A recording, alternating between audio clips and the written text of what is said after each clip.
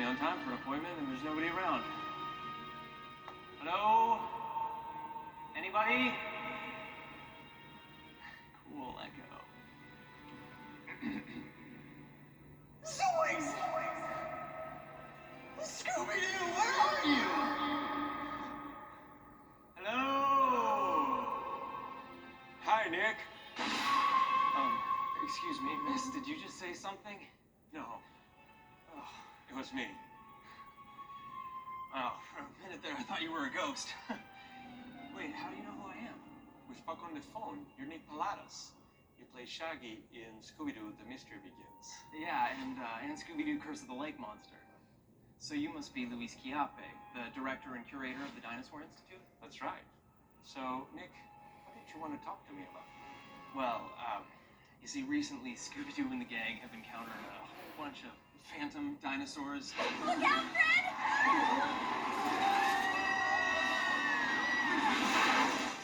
I want to be prepared in case they ever show up again. Well, you've come to the right place to learn about dinosaurs. Well, everyone talks about dinosaurs being prehistoric, but exactly how far do they go back? Well, they'll go back a long, long time ago. The first ones appeared in the Triassic period, about 230 million years ago, and then they flourished throughout an era called the Mesozoic until the end of the Cretaceous, around 65 million years ago when they became extinct. Like, wow! Wow, that's a really, really long time ago. So did they just, like, hang out in the jungle, or did they, stomp around all over the place? Well, actually, they live in every continent. They dominated the land for all these millions of years. Some other creatures live in the ocean, some other creatures were flying in the sky, but dinosaurs rule the world. Wow. How do we know all this stuff about dinosaurs? I mean, it's not like you can just check them out on a safari or see them at the zoo. They're extinct. Well, we know them because of their fossils. Fossils are the remains that dinosaurs left millions of years ago, and we can study them and learn lots of things from them. We can learn how old they were, what they ate, how they lived. You'll be surprised how many things we can learn from them.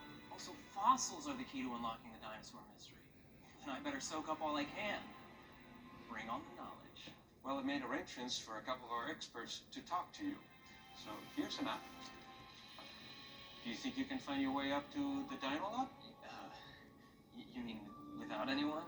Just me? All by myself? Yeah. Are you afraid? No. Why would I be afraid of walking through a gigantic museum full of dead dinosaurs all by myself? Well, then I'll meet you later in our new dino home. Wait, you don't happen to have any Phantosaurs here, do you? Phantosaur? I don't think I've ever heard about that one, but hey, everything's possible. I better do some cramming if I'm going to be talking to dinosaur experts. I couldn't help but notice you're working on the left second metacarpal bone of a juvenile Dilophosaurus. I think actually you'll find it's the right third metacarpal.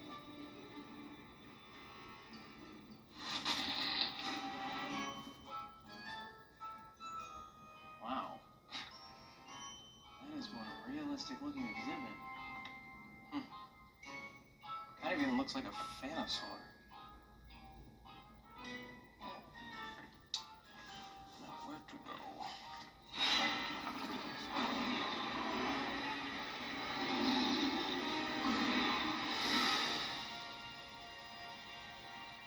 Shaggy, Scooby, I'd like to thank you for a significant contribution to paleontology.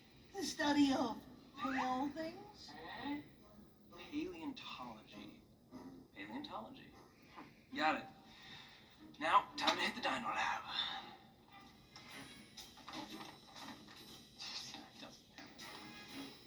Okay, I don't get this.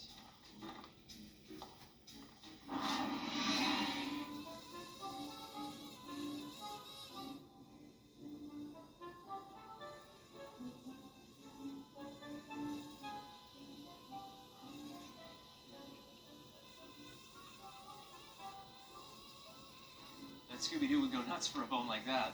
Check out the bone that Scoop found. Oh, probably not. This bone has all been replaced by minerals, so it would taste like one big chalky rock. Not very tasty. You must be Doug Gaudreau. I am. You're in charge of fossil field expeditions? Nice to meet you. You must be Nick. Quite a detective.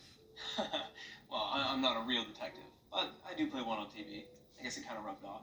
Now, I want to know more about fossils. Like, how do they get from the ground to in here? Oh, that's a good question.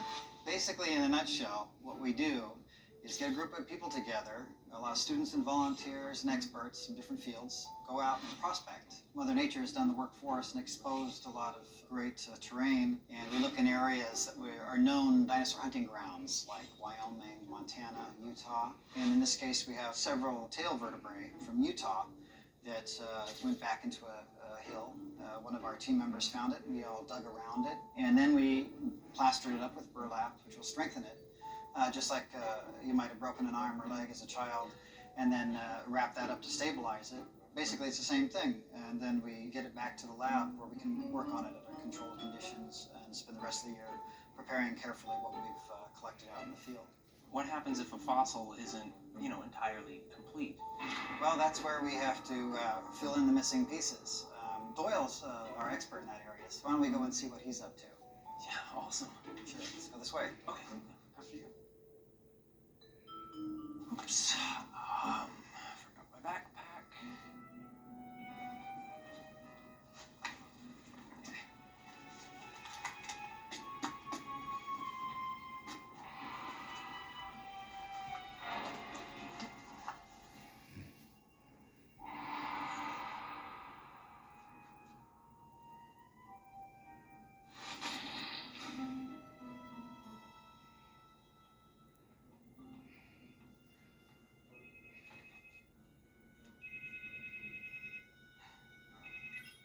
Hi, Mom. Yeah, I'm still at the museum. No, I've been learning a lot about dinosaurs and speaking to several scientists. Yeah, it's pretty awesome, actually. What? No, Mom, that is not my stomach growling. Okay, alright, I promise I'll get something to eat before I come home, okay? Okay, alright, I love you. Bye. Oh, man, that growl sounded familiar. My imagination.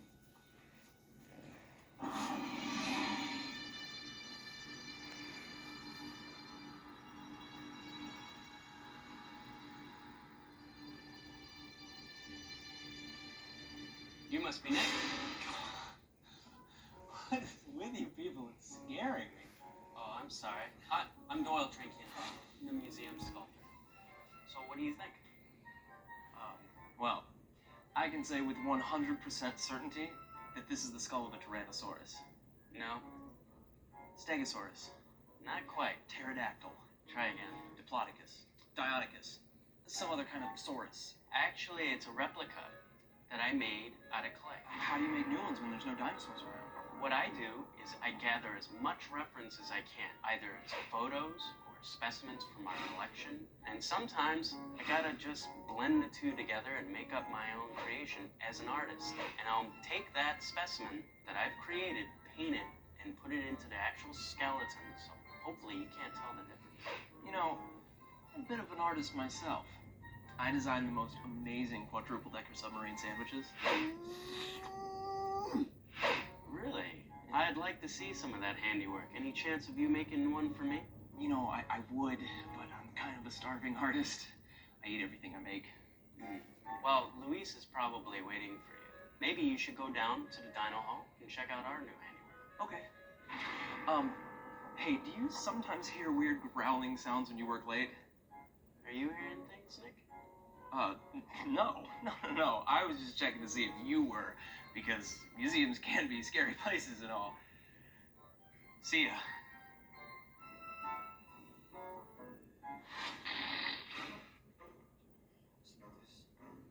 This way. Yeah. Nope. Definitely this way. Oh, there's another one. Okay.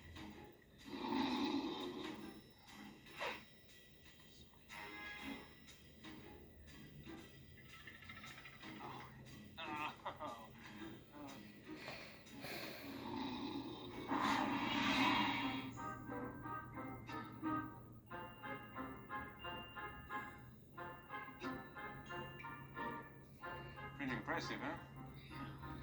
Sorry about the mess. We're still putting the finishing touches on the exhibit, but when it opens, we're gonna have about 300 dinosaur skeletons here, including an adult, a teenage, and a baby T-Rex. The kids are gonna love this. Yeah, I mean, these are incredible. And, oh, I have a surprise for you, too. This is what you said you were looking for. An Allosaurus. Allosaurus? No, I think I was looking for a Phantosaur. Are you sure? Why don't you check your phone?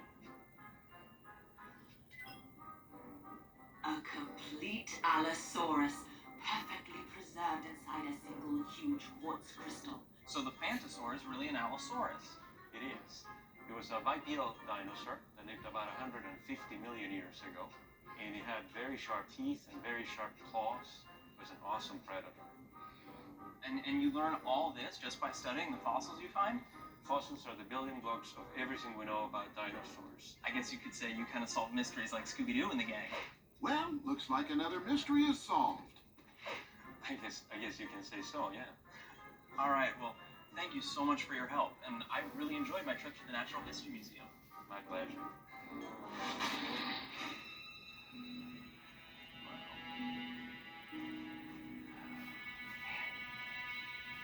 You want to go? I need to take one for my digital photo album. Say cheese.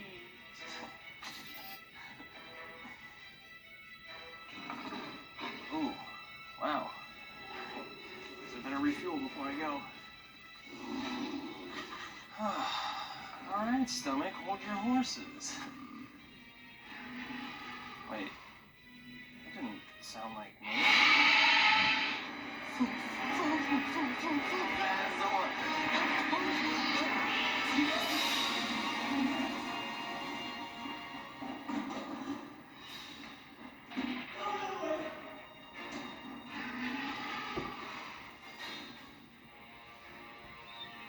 Aw, Nick's such a nice guy. Look what he left us. Want one? Come on, let's go give some to Lucy and Doug.